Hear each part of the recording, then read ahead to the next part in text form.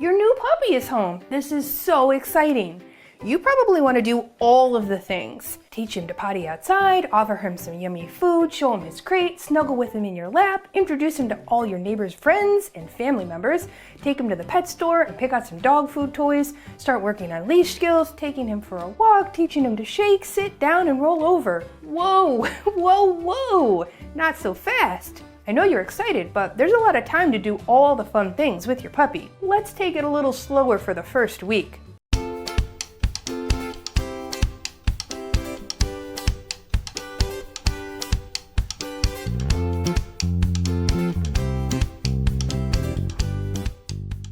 Here are 10 things I want you to know about the first week with your new puppy. And the last one is the most important, so whatever you do, don't miss it. Here's tip number 1.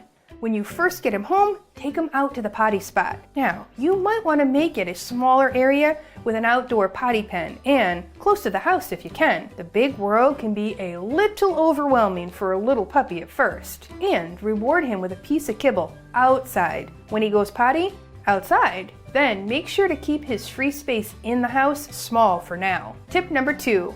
Now I want you to start to develop a schedule by watching his natural activities, like when he's sleepy and when he's more energetic. Now your brain won't remember this stuff very easily, so I think you should write it down. You'll create a more established schedule more quickly if you feed him on a schedule too. Now the feeding schedule then usually creates a potty schedule, and then you can build in those naps and wake windows from there. But whatever you do, just write it down. You'd be surprised by patterns you notice when you look back on that schedule. Ready for tip number 3? Now I mentioned wake windows. Those are the times that your puppy is awake between naps. I want you to keep those short. So if your puppy is 8 weeks old, he should be getting between 18 and 20 hours of sleep a day.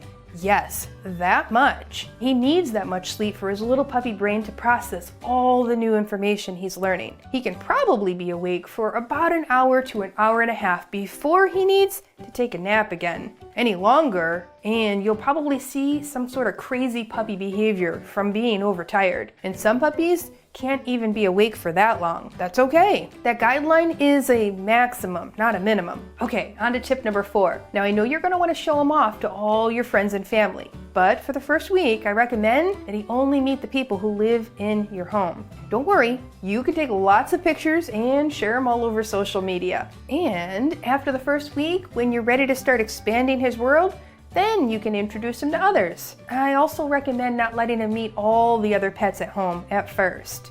When we first fostered Feta, an 8-week-old pitty mix, she met Pickles for about a minute or so on day 6 or 7. Now believe me, your existing animals know something new is in the house, but there's no reason to rush this, and every reason to take it slow. When I see those supposedly adorable videos of new puppies coming home into the house and then plop down on the floor to meet the resident dog, I cringe. That's not fair to either animal to be forced into that stressful situation so quickly. All right, tip number 5. Do not worry if your new puppy doesn't eat much and doesn't take treats.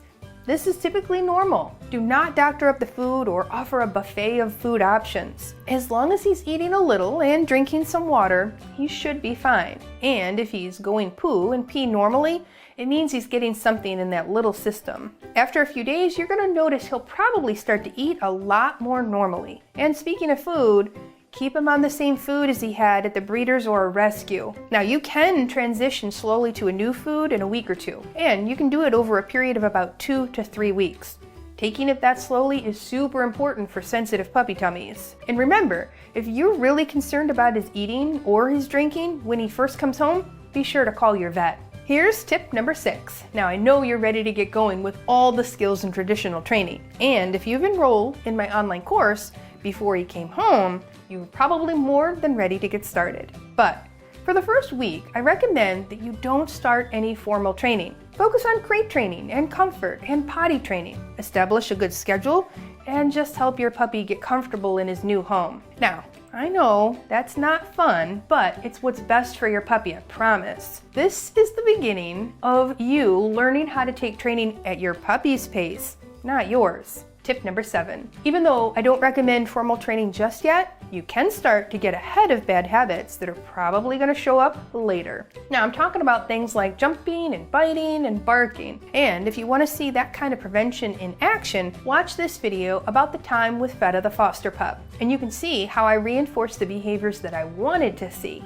while starting to train and prevent behaviors that are likely to show up later. This next tip is for you humans. Number 8, don't get overconfident. Now, you'll probably notice that your puppy learns how to sit almost without teaching him.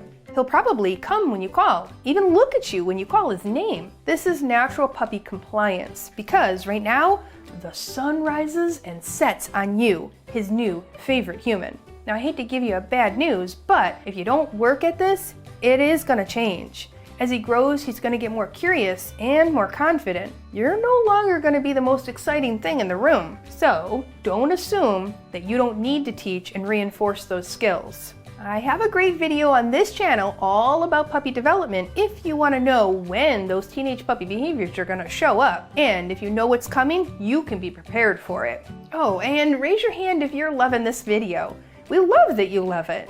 Be sure to subscribe to this channel and share this video as a way of showing your appreciation. We really work hard to put these videos together for you. And you can even use that super thanks feature to show your appreciation as well. All right, here comes tip number 9. Start using a collar and a leash if your puppy tolerates it. Now, if he reacts negatively towards it, you're going to need to do some desensitization work first. But leash skills are going to be an important thing he needs to learn, so if you can start now to get him used to it, you're going to be better off. I do recommend all potty breaks be done on a leash. Module 1 of my 30-Day to Puppy Perfection course contains all the games to desensitize these walking tools and also teach a puppy how to walk nicely on a leash. Now, we have arrived at my most important tip. Whatever you do, please start crate training. I recommend that you start this process on the car ride home. Yes, that early. Establishing the crate is a relaxing place to sleep and decompress should start as soon as possible. Now, if your breeder or rescue has already started it, that's a good sign. Just remember that when the puppy's in the crate, we're looking for peace, not panic. We want calm, not crying, and we want relaxing, not reacting. Now, if that's not happening in your household, you might have to do a bit of work to teach your puppy that it's a good place to be. We do not recommend the cry it out method, so you might need to put in a little extra effort at first. Some pups take to the crate really easily, but others need a bit more work, and some need a lot of work. But it's a really important skill for a lifetime. Crate training helps with potty training, helping the puppy get enough sleep, keeping your home safe, keeping your puppy safe, and helping the puppy tolerate stressful situations when he'll be in the crate, like the vet or the groomer. Now, if you have one of those puppies that's not taking to the crate very easily, I think you could use a little helping hand. Now, I've got some great videos on this channel with some tips, but if your puppy is really giving you a hard time, and by that I mean he's having a hard time, then you might need this new mini course on crate training. Now, you can learn how to determine if your puppy is panicking, or when you can walk away from the crate, and when you can increase the duration that you're gone. All the fun games to play with your puppy to help him love the crate are in the mini course, along with some other awesome information about what to do about panic and which tools are best to help your puppy. Now, I know that was a lot of information, but it's not nearly the amount of information your puppy is learning on a daily basis in his new home. So take it slow and steady, and you soon will have a dream dog. And if you have any trouble along the way, just ask the puppy expert. That's me. In the comments below, I want you to post if you have any other questions. We can help you. I'm Michelle, your puppy professional and favorite trainer, signing off.